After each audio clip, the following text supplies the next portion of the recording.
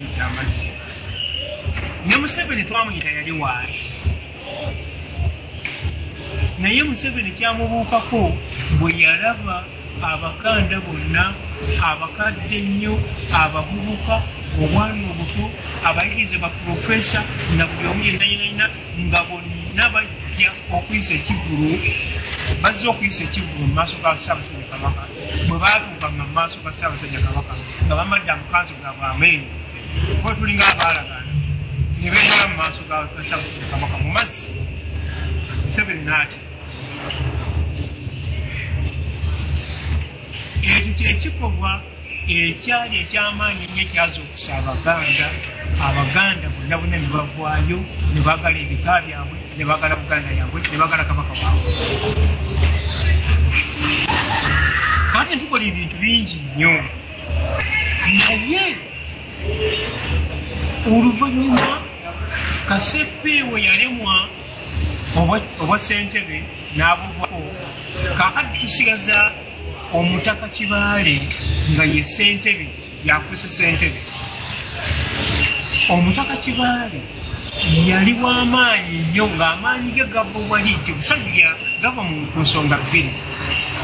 Ebya Buganda yali abitegeera nnyo Kibaale. Ekyokubiri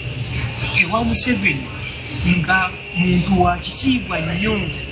Kakati ebintu ebimu bye twasalangawo okukola nga Museveni oluusi teyandibikkiriza ensonyi zaamukwata okubigaana nga nadduli yabimutwalidde. Kati awo twakola ebintu bingi nnyo ne tuddaabiriza embiri ne tuddaabiriza olubiri lwa Munandika ogamba tukola ebintu bingi nnyo nnyo nnyo n'emikolo egimu mu kiseera ekyo gye tutaalangiriranga nnyo tugikola. Kale tukola ebintu bingi nnyo. Kaakati olwo Museveni okutya kuli kwe yafuna asala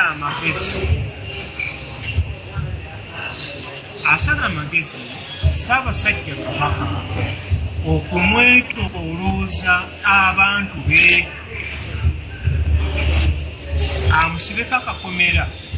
babeere nga be bamufuga, amusibeko akakomera Abaganda ab'ensonga babeere nga tebasobola kumusemberera. N'alonda abantu be mu ngeri ya lugezigezi nnyo nga Baganda nga bansonga mu bo njagala okumenyako abamu kwaliko Omulangira Dani Kajumba, kwaliko Apollo Nsibambi, kwaliko Semakula Musoke Kaseppeewo, kwaliko John Katende Lawyer, kwaliko n'abalala sijja kubamala. Kaakati bw'abalonda ne bajja ne bajja mu nsonga. Kaakati tebayite eno mu lukiiko lw'abazzukulu ate tebayise mu lukiiko lw'abataka wabula bo baabaguzanga buwaguza ne bayite eyo ne batuuka ku Kabaka ne boogera naye. Lwaki Ssaabasajja Kabaka alaba abasajja abayigirize, alaba abasajja ab'obuvunaanyizibwa boogera ebigambo birungi nnyo n'abasiima n'atandika okukolagana nabo. Kaakati okutuusa ne baasala amagezi gakulwanyisa bazzukulu bave ku Kabaka n'abataka bave ku Kabaka bo balyoke bamusibeko akakomera bamwefuge. Kye baakola kyali kimu, baasala amagezi. Ssaabasajja Kabaka bamukkirizisa nti weetaagisaawo okuteekawo olukiiko olunaateesezanga Buganda ate ne lubanga lusalawo.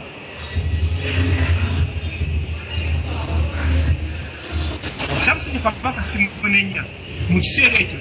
waaliwo omwatwa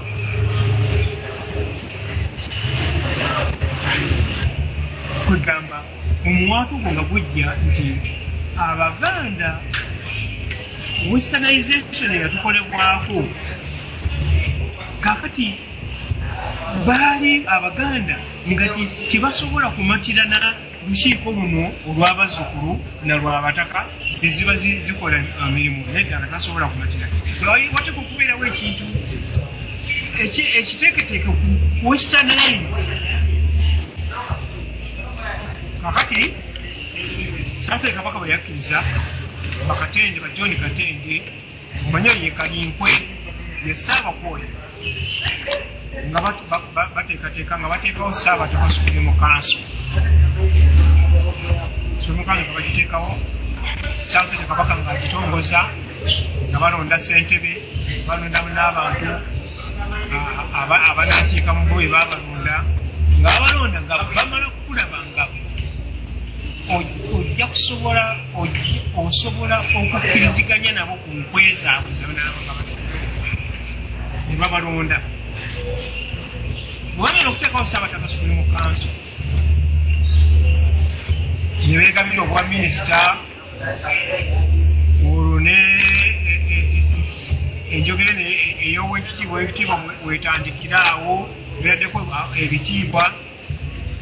beeronzemu baminisita kakati nga bakyuka batandika naffe olukiiko lw'abazzukulu batugamba nti akati olukiiko lw'abazzukulu nti temuteekwa kubeerawo kubanga kati Ssaabasajja Kabaka yamaze okutongoza Ssaabasajja Supreme Council kakati olukiiko lw'abazzukulu Katonda yaluwa nti bw'oba tonnabakwogera bwe lumanya kyoyagala olukiiko do lwamanya nti Ssaabataka Supreme Council bagitaddewo okumenyawo kubanga olw'amaanyi ge lwalina gaali gamayitirivu nnyo ate nga Museveni alutye nnyo kakati ffe kyetwabaddemu twabagamba nti ffe tetuli bazzukulu lwa kukkirizibwa muntu yenna lwa kutongozebwa Ssaabasajja Kabaka tuli bazzukulu lwa buzaale bwaffe kati okujjako ng'olina obuzaale bwaffe lw'osobola okujjako obuzzukulu bwaffe naye tebatumala okubeera abazzukulu ba Buganda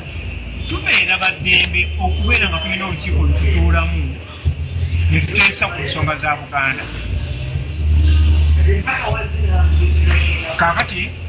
ekyo ne kibalema ne basirika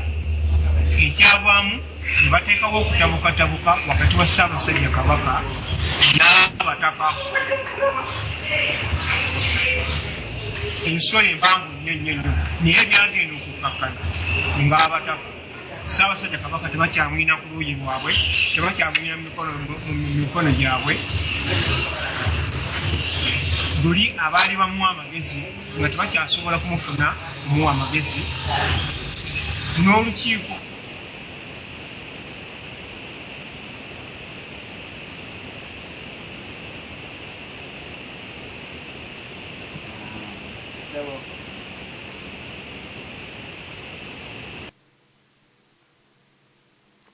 banyaba ne bassebo empuliziganya erabika mu bwengulaawo si nnungi naye bajja kuddamu kube tujja bakwata n'ebyo ebigambo ebirungi ennyo byabadde atubuulira naye kanjira mpa Buganda tebwasabwa nga bwaddamu ku bigambo bye byabadde omuteesa waggulu atubuulira n'oluvannyuma naye n'omuntu yenna ateekwa okuba okuteesa basajja mujja kutusonyiwako abalungi abatuwuliriza olw'ebyuma byaffe kuteeteeganamu twabakubidde omulanga nti connection yaffe oba obuyungirizi bw'amasimu si butereevu bulungi ensonga lwaki radio yaffe buli muntu ageza kukuba essimu oluusi ebuukako ntubasaba nti singa oli asobola okukozesa enkola ya Skype oba oli awo abatuukako bulungi nga butereeza ebyuma byaffe. Omulamwa gwaffe gwaleero gugamba nti waliwo akuba olukomo katu mulabe.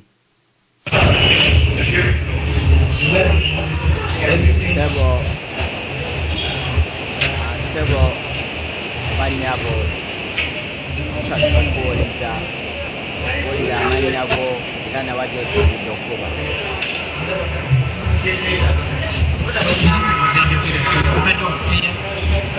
saba tukubidde tubuulire amanyago bw'oba otukubidde teekayo nnyo omwoyo okubeera nti tuwuliziganya bigambo ku bigambo tusobole okubeera nti twanguyiza abantu abali mu ddiiro okubeera nga nabo basobola okuteesa. Bw'oba otukubidde teekayo nnyo omwoyo okubeera nti bye tukubye tuwuliziganya.